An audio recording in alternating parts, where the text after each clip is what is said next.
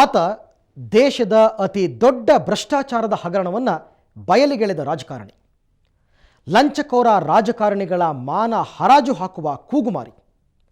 ಕೇಂದ್ರ ಗೃಹ ಮಂತ್ರಿ ಚಿದಂಬರಂನ ಮನೆಗೆ ಕಳಿಸೋದಕ್ಕೆ ಸರ್ವ ಪ್ರಯತ್ನ ಮಾಡ್ತಾ ಇರೋ ಹಠಮಾರಿ. ಚಿದಂಬರಂಗಿಂತಲೂ ಹೆಚ್ಚಾಗಿ ಕಾಂಗ್ರೆಸ್ ಅಧಿನಾಯಕಿ ಸೋನಿಯಾ ಗಾಂಧಿಯ ಬೆನ್ನು ಹತ್ತಿದ ನಕ್ಷತ್ರಿಕ, ಮೇಲಾಗಿ ಹಾರ್ವರ್ಡ್ ವಿಶ್ವವಿದ್ಯಾಲಯದ ಅಧ್ಯಾಪಕ. ಆತನೇ ಸುಬ್ರಮಣಿಯನ್ ಸ್ವಾಮಿ. ಕೇಂದ್ರ ಸರ್ಕಾರಕ್ಕೆ ನಡುಕ ಹುಟ್ಟಿಸಿರೋ ಸ್ವಾಮಿಯ ಬಗ್ಗೆ ಇಲ್ಲಿದೆ ಒಂದು ಸ್ಪೆಷಲ್ ಸ್ಟೋರಿ.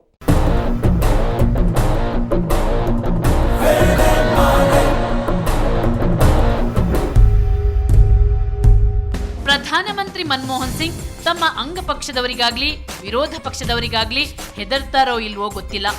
ಆದ್ರೆ ಜನತಾ ಪಕ್ಷದ ಅಧ್ಯಕ್ಷ ಸುಬ್ರಮಣಿಯನ್ ಸ್ವಾಮಿ ಅವರ ಹೆಸರು ಕೇಳಿದ್ರೆ ಸಾಕು, ಇದ್ಯಾವುದೋ ಹೊಸರಗಳೇ ಬಂತಲ್ಲ ಅಂತ ಕಂಗಾಲಾಗ್ತಾರೆ. ಯಾವ ದಿಕ್ಕಿನಿಂದ ಇನ್ಯಾವ ಅವಾಂತರ ಒಕ್ಕರಿಸುತ್ತೋ ಅಂತ ಆತಂಕಕ್ಕೊಳಗಾಗ್ತಾರೆ. ಸುಬ್ರಮಣಿಯನ್ ಸ್ವಾಮಿ ವ್ಯಕ್ತಿತ್ವವೇ ಅಂಥದ್ದು.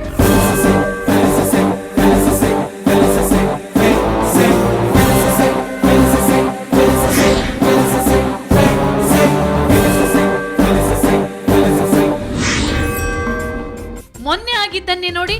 2G ಹಗರಣದ ಆರೋಪಿಯಾದ ಮಾಜಿ ಕೇಂದ್ರ ಸಚಿವ ಎ ರಾಜಾ ಅವರ ವಿಚಾರಣೆಗೆ ಅನುಮತಿ ನೀಡಲು 1 ವರ್ಷಕ್ಕೂ ಅಧಿಕ ಕಾಲ ವಿಳಂಬ ಮಾಡಿದ ಪ್ರಧಾನಿ ಸಚಿವಾಲಯದ ಧೋರಣೆಯನ್ನು ಸುಪ್ರೀಂ ಕೋರ್ಟ್ ತರಾಟೆಗೆ ತೆಗೆದುಕೊಂಡಿತು.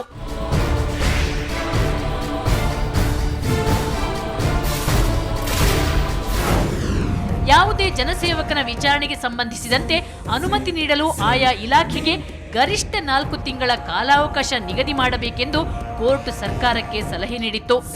ಕೇಂದ್ರ ಸರ್ಕಾರಕ್ಕೆ ಇಂಥದ್ದೊಂದು ಮುಖಭಂಗ ಆಗಲು ಕಾರಣರಾದದ್ದು ಇದೇ ಸುಬ್ರಮಣಿಯನ್ ಸ್ವಾಮಿ.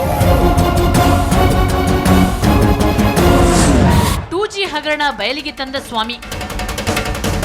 ವಾಸ್ತವವಾಗಿ 2G ತರಂಗಾಂತರ ಹಂಚಿಕೆ ಹಗರಣ ಬೆಳಕಿಗೆ ಬರೋದಕ್ಕೆ ಕಾರಣವಾದದ್ದೇ ಈ ಸುಬ್ರಮಣಿಯನ್ ಸ್ವಾಮಿ.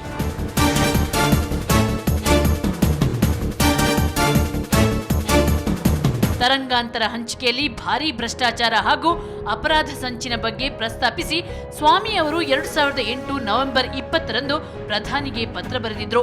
ಅದರ ಬಗ್ಗೆ ಪ್ರಧಾನಿ ಕಾರ್ಯಾಲಯ ಯಾವುದೇ ರೀತಿಯ ಕ್ರಮ ಕೈಗೊಂಡಿರಲಿಲ್ಲ. ಆದರೆ ಪಟ್ಟು ಬಿಡದ ಸುಬ್ರಮಣಿಯನ್ ಸ್ವಾಮಿ ಪ್ರಕರಣದ ತನಿಖೆಯ ಸಂಬಂಧ ಮಾಜಿ ದೂರಸಂಪರ್ಕ ಖಾತೆ ಸಚಿವ ಎ ರಾಜಾ ಅವರನ್ನ ವಿಚಾರಣೆಗೊಳಪಡಿಸಲು ಅನುಮತಿ ನೀಡಬೇಕೆಂದು ದೆಹಲಿ ಹೈಕೋರ್ಟ್ಗೆ ಅರ್ಜಿ ಸಲ್ಲಿಸಿದ್ರು. ಇಷ್ಟಾದ್ರೂ ಹೈಕೋರ್ಟ್ ಪ್ರಧಾನಿ ಕಚೇರಿಗೆ ನಿರ್ದೇಶನ ನೀಡಲು ನಿರಾಕರಿಸಿತ್ತು. ಬೆನ್ನು ಬಿಡದ ಬೇತಾಳನಂತೆ ಈತ ಅದರ ವಿರುದ್ಧ ಸುಪ್ರೀಂ ಕೋರ್ಟ್ಗೆ ಮೇಲ್ಮನವಿ ಸಲ್ಲಿಸಿದ್ರು.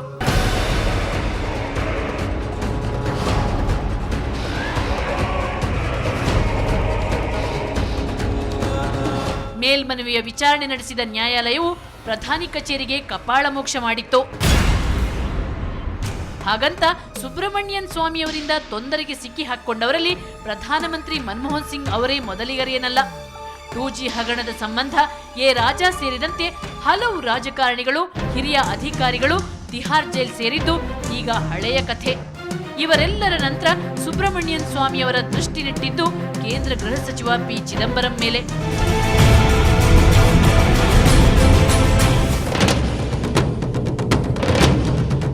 ತರಂಗಾಂತರ ಹಂಚಿಕೆ ಹಗರಣ ಸಂಬಂಧ ಚಿದಂಬರಂ ಅವರನ್ನು ಆರೋಪಿಯಾಗಿಸಲು ಸುಬ್ರಮಣಿಯನ್ ಸ್ವಾಮಿ ಖಾಸಗಿ ದೂರು ನೀಡಿದ್ರು.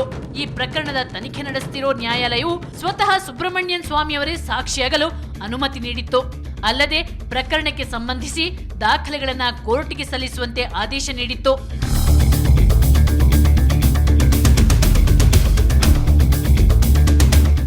ಚಿದಂಬರಂಗೆ ಕೇಂದ್ರ ಸಂಪುಟದಿಂದ ಗೇಟ್ ಪಾಸ್ ಕೊಡಿಸೋದಕ್ಕೆ ಸಕಲ ಸಿದ್ಧತೆ ಮಾಡಿಕೊಂಡಿರೋ ಸುಬ್ರಮಣಿಯನ್ ಸ್ವಾಮಿ ಈಗಾಗಲೇ ಪ್ರಕರಣಕ್ಕೆ ಸಂಬಂಧಿಸಿದ ವಿವಿಧ ದಾಖಲೆಗಳನ್ನು ಸಿಬಿಐ ವಿಶೇಷ ಕೋರ್ಟ್ಗೆ ಸಲ್ಲಿಸಿದ್ದಾರೆ.